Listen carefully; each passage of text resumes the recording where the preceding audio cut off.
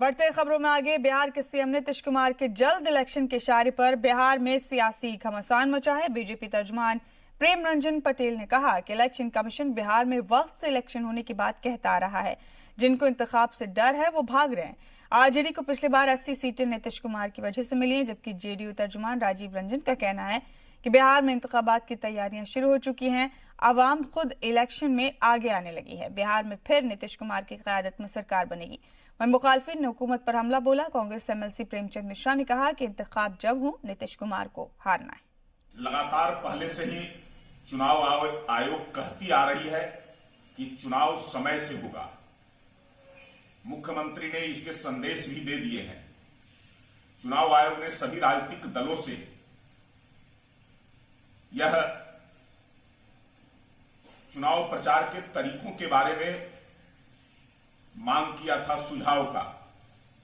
लोगों ने दिया, लेकिन कई पार्टियां जिनको चुनाव से घबराहट हो रही है या चुनाव में जाने से डर रहे हैं, वैसी पार्टियां चुनाव को रोकने का प्रयास कर रहे हैं। बिहार में कोई भी लालटेन युग की वापसी नहीं चाहेगा।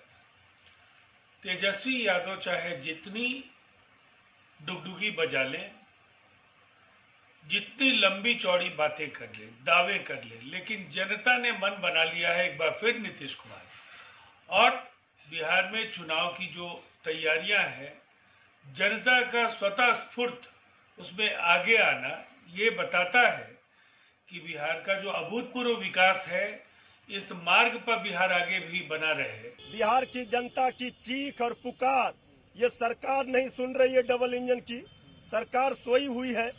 तो चुनाव समय पर हो या बाद में हो, डबल इंजन की सरकार का जाना तय है और बिहार में तेजस्वी सरकार बनना तय है। बिहार में चुनाव निर्धारित वक्त पे ही होगा, इलेक्शन कमीशन ने भी क्लियर कर दिया है। हम लोगों ने कहा था कि पहली प्राथमिकता बिहार के लोगों की जान कैसे बचाई जाए, संक्रमण का जो फैलाव हो रहा है उसको कैसे रोका जाए, इस पे फोकस करना चाहिए था। माननीय नीतीश कुमार जी ने भी, जो बिहार के मुख्यमंत्री हैं, उन्होंने भी संकेत दिया है कि किसी भी समय चुनाव आयोग चुनाव की घोषणा कर सकता है।